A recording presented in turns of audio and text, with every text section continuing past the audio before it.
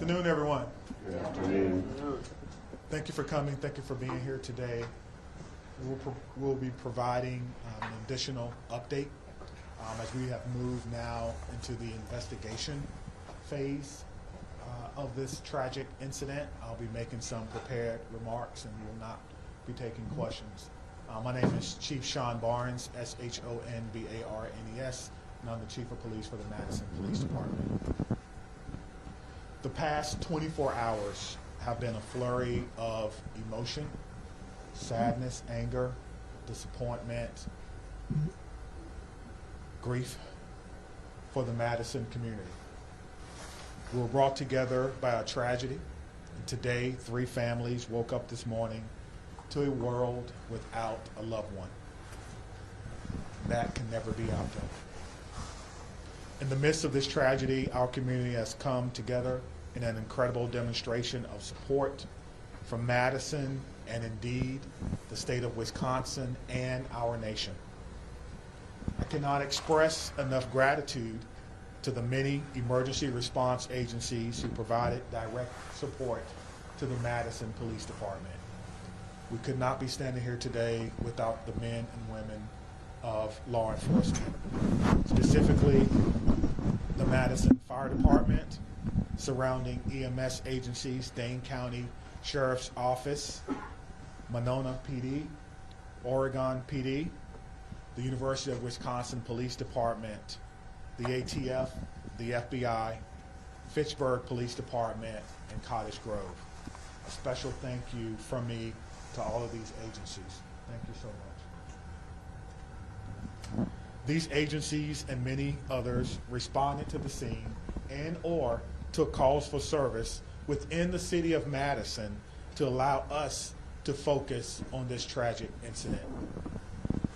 Student reunification with their loved ones could not have happened as swiftly as it did without the assistance of SSM Health Dean Medical Clinic, as well as the Quick Trip. Additionally, many people worked well into the night and supported local restaurants, the community who came together and provided food and other logistical support for our team. Yesterday, we came together as one team, as one Madison, as one country, and we should feel incredibly proud about our response.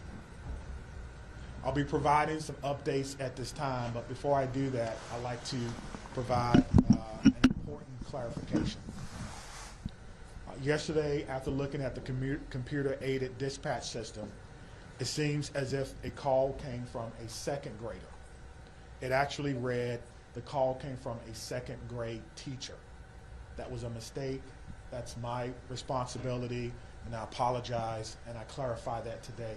It did not come from a second grader. It read second grade teacher. I will also be providing several investigative updates from the 8 p.m. briefing from last night.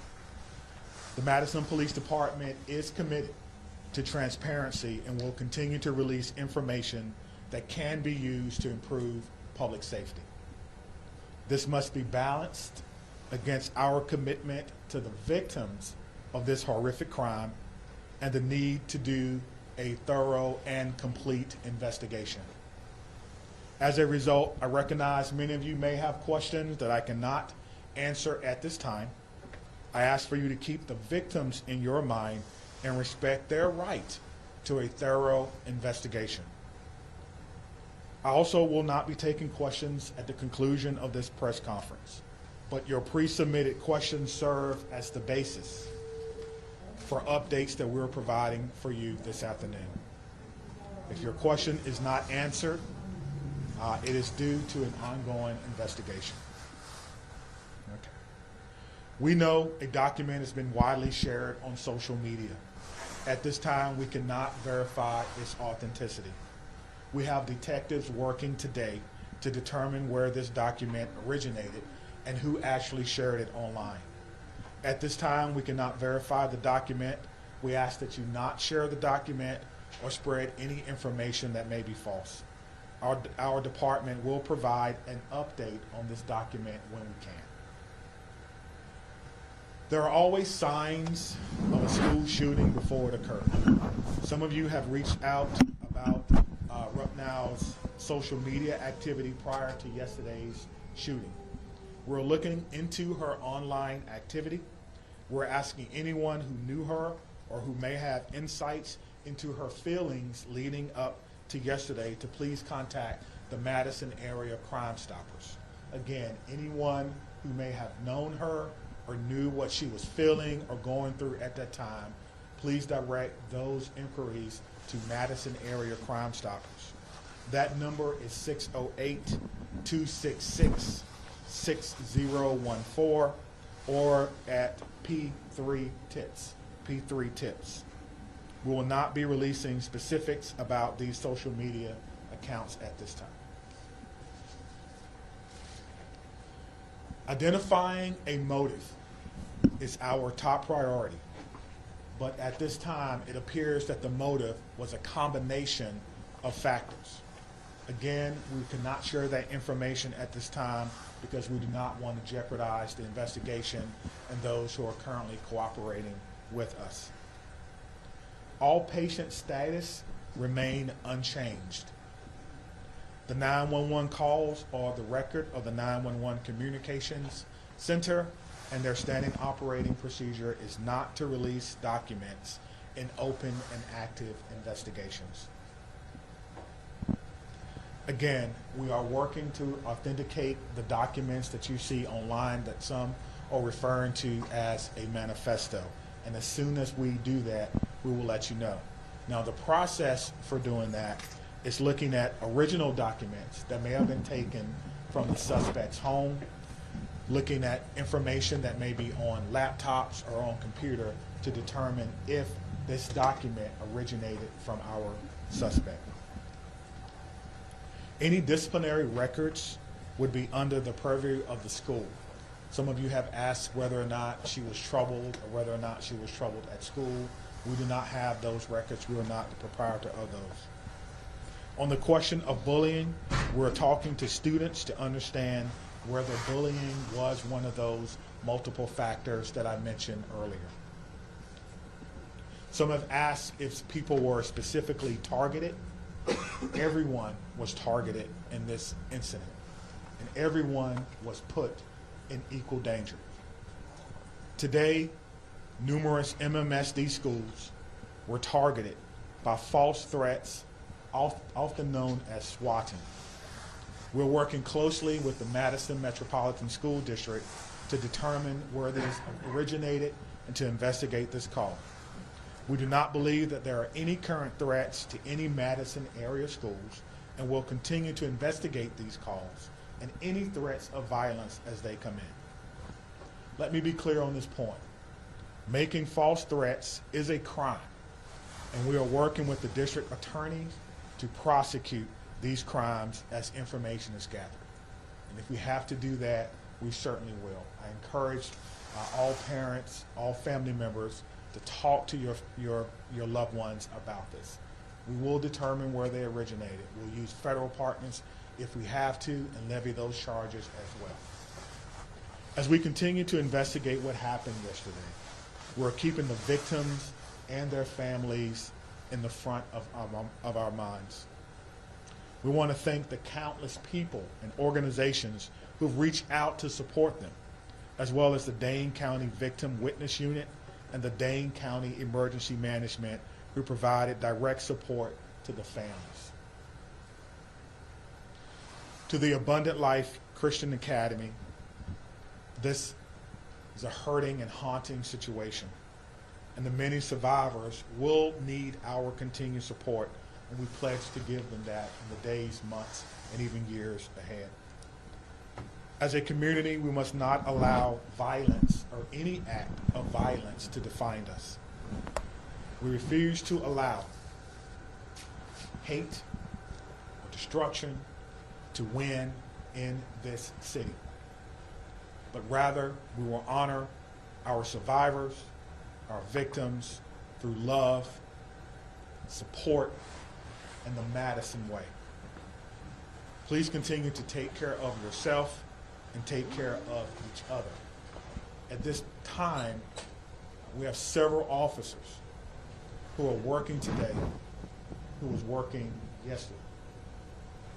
They were given the opportunity to stay home, what we commonly refer to as an administrative day. They were offered peer support, emergency assistance program through our city. Those officers chose to come to work today to serve their community. So at the end of my remarks, I'm going to find each and every one of them, personally shake their hand, and thank them on behalf of a grateful city, and a grateful administration, and a grateful department and profession for their act of selfless public service. Thank you.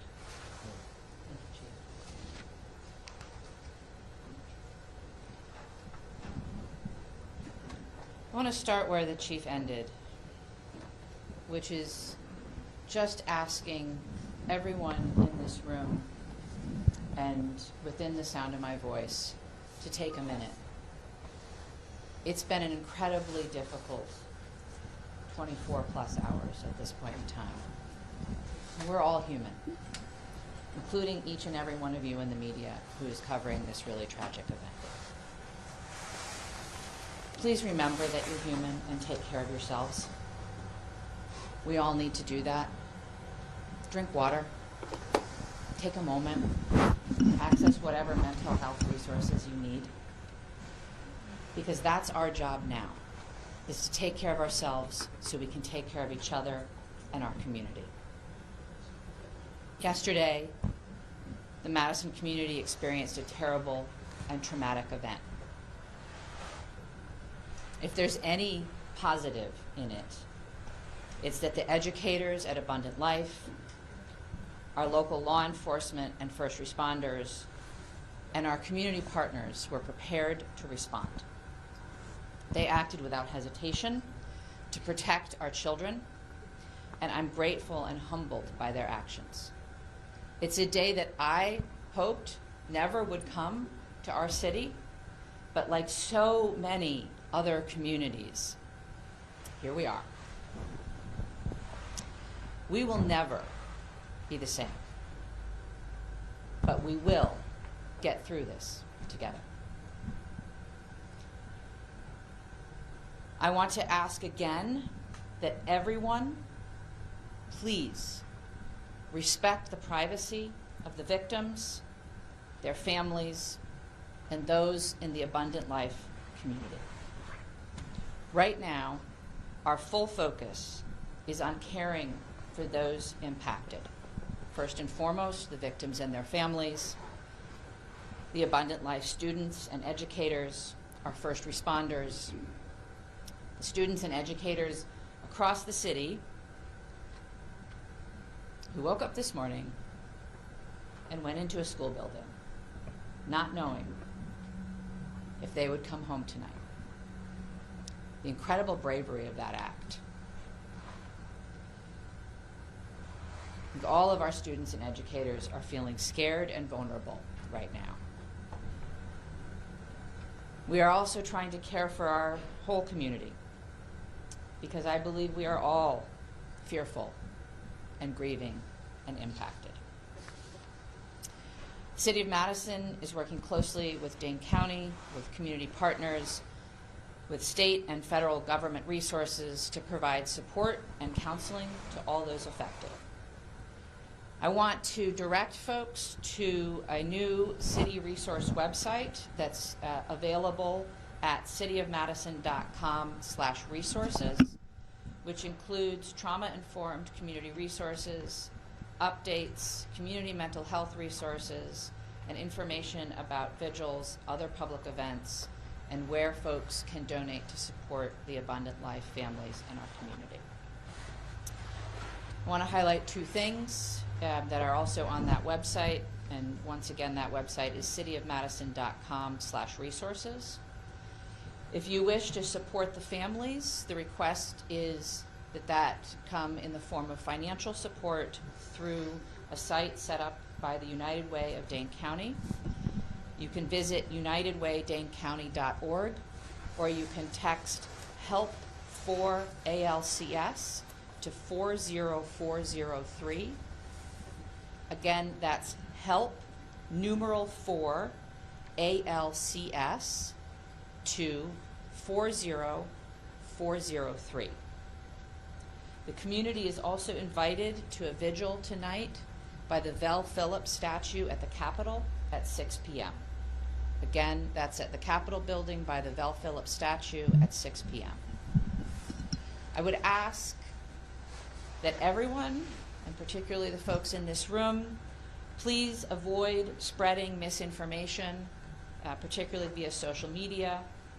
Please vet what you share, even if your wish to share is well-intentioned. There's so much that we do not know at this point, and we have to allow law enforcement the time and space for a careful and methodological investigation. Let them do their jobs.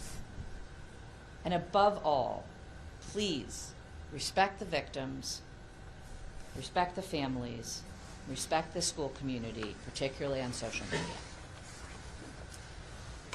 I want to say a huge thank you again to all of our partners and those across the country who have reached out offering support and well wishes, including President Biden, who I talked to yesterday, Senator Baldwin, who I talked to yesterday, Congressman Pocan, Governor Evers, who called, and many others at every level of government and all across our community.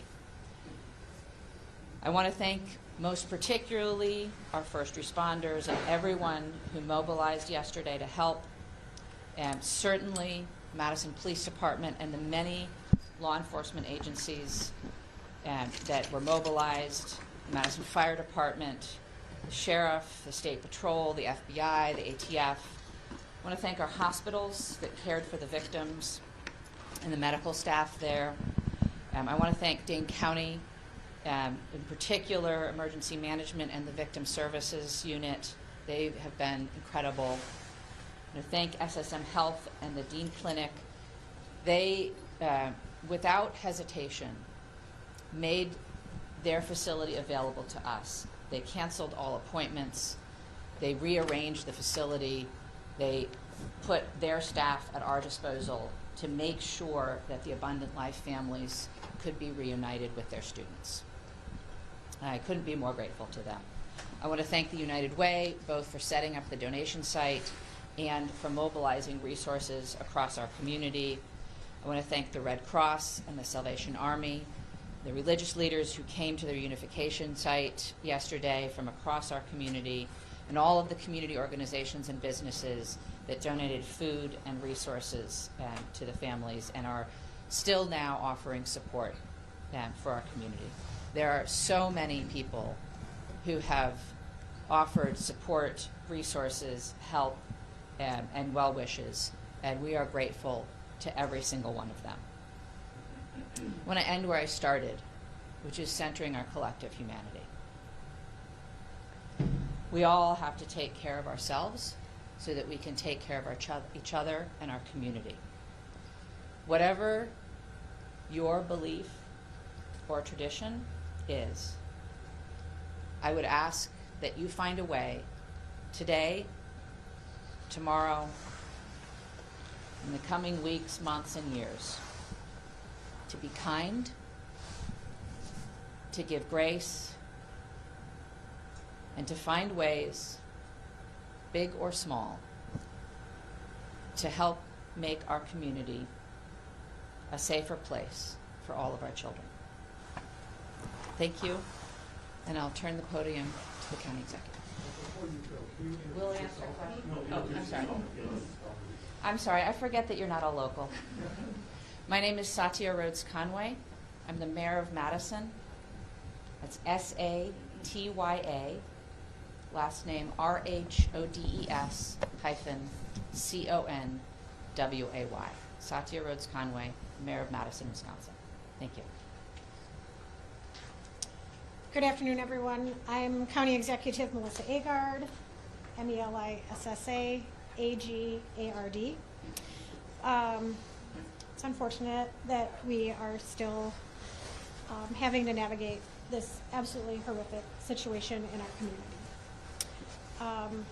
I come before you today as a community leader, as a mom, as a fellow Dane County resident, and like many of you, someone who is continuing to process what unfolded yesterday at Abundant Life Christian School and across our community. My heart aches for the students and families and teachers and the first responders at all levels, from the 911 officers to the folks that are at our coroner's office. Every single one of us has been impacted in an unimaginable reality by this situation. Our kids, my kids, teachers across our community, and in fact across our nation, had to wake up and go to school today, and that was an act of bravery. Parents dropping their children off at after what we witnessed yesterday took an act of bravery and a belief in our community. And that's a bravery we should not have to put on the shoulders of our children and our families and our community. Let me be clear. These everyday actions that we have all experienced over the last 24 plus hours should not require bravery. They should be routine and joyful, especially at the end of a year, wrapping up a semester. Our kids should be laughing and learning and thinking about pajama day as they're heading into the holiday season. But right now, that's not the case. And right now, it's okay to not feel okay. It's how we move forward. And for some, the weight of this tragedy is overwhelming. I'm sure they're feeling sad and anxious and numb. We've heard that even from our police chief. And for others, they might just be feeling a little bit off, unsettled by the images that our news coverage is delivering to them in the fast-breaking social media world. And it's playing on repeat. And I am grateful for what it is that you all do. But this is impacting people in a different way. And I want you all to know, and people across our community, that their feelings are valid and they are not alone. Seeking support, talking to someone you trust, simply admitting that you're not okay is not a sign of weakness. It's actually a sign of strength. And whether you're feeling hopeless or scared or just not quite yourself, know that there are resources here in Dane County and in our community that will be here and continue to be here to support you in order to help people move forward through the healing process. Believe me, we are in this together. That is the Dane County way. That's what we do best. Through painful conversations and tears and hugs and vigils, we're going to heal. We're not going to be the same, but we're going to heal. Part of that process is setting aside complacency and demanding change. As someone who served 12 years in our legislature and had a front row seat to the inaction of addressing gun violence in our communities, I'm not stepping aside from that mission in my life. There's going to be public debate about the motives and other aspects of this mass shooting. But let us remember this fact. Gun violence is the #1 killer of children in this country. That's a legacy we cannot accept. We cannot accept that. Part of the reason I feel so pained by this tragedy is that mass shootings feel like something that's ominous and hovering, and we're all wondering where and when the next one is going to occur. And guess what? It happened here. It happened right here. And I am so proud of the folks that I work with at the county and that the mayor works with in the city and our partners at the federal, state, and local level, and how it is that we've stepped up and responded to support people. Could we do better? Could we do different? I am sure.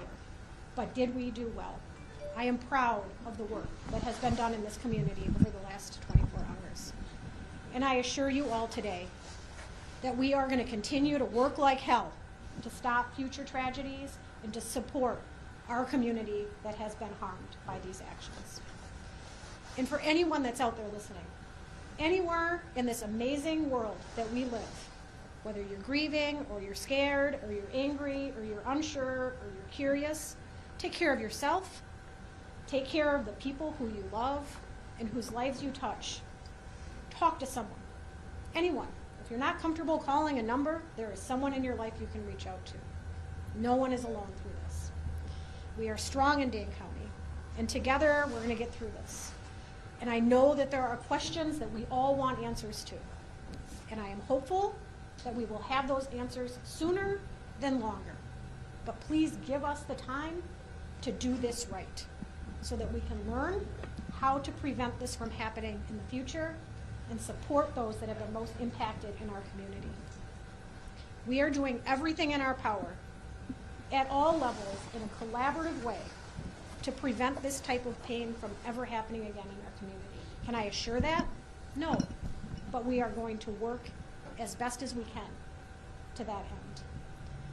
So thank you to each of you for carrying these stories, for taking care of yourselves, and for delivering these messages to the people in our community that just want one more piece of information. Thank you for being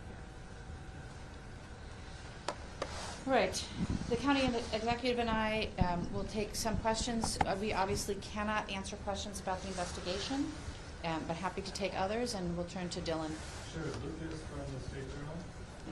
Executive, as a former lawmaker, you can talk generally about what the laws are within Wisconsin in terms of children's access to guns. Our laws in Wisconsin are far too lax when it comes to access of guns by children. And I do believe that we should have safe storage laws. We should have background checks. We should have red flag bills. We should be providing adequate support for everyone in our community when it comes to behavioral health. People should not be waiting when they raise their hand and ask for help. And there should not be stigma surrounding people who are asking for that help. Our schools should be adequately funded. Our Department of Justice has an Office of School Safety. They don't have enough resources, and that is on the legislature. There is a lot of action that can be taken in the Wisconsin State Capitol, but this is a conversation that needs to happen from coast to coast. We need partners in our federal government to also address this, because states have borders and people can cross them. And Maddie from WISD. As public officials, can you speak to the process of vetting information before sharing it publicly, what that looks like behind the scenes? We can try. I think it depends, but we have a process within, obviously, both police and fire have public information officers who work with the principals to gather and vet information and share it out. Similarly, in my office, we have a communications manager who works with us. In terms of the investigation, I can't really speak to that process, but there is a process within law enforcement to decide what information can be shared that won't jeopardize the investigation, and then to do our best to verify information before we're sharing it publicly. Obviously, in an event like this, there is a lot of chaos, and it can be difficult to parse out where information is coming from and how accurate it is at any given time. And so in a developing scene, sometimes we will share information that's not 100% correct. But as you've seen already, the chief comes back and tries to give out the best information we can and correct any mistakes.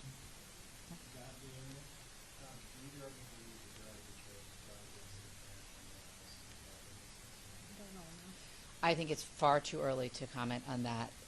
As the investigation proceeds, I think law enforcement will take the steps necessary, but we don't know nearly enough yet. Okay, Madison.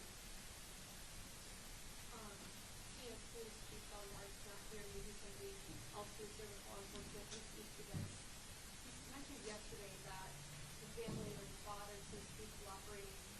We drive past the house that they were searching. It doesn't look like the home somebody who's cooperating. So maybe can you explain to an untrained eye the state and the condition of the home and the manner of the Anyone here that can speak to that?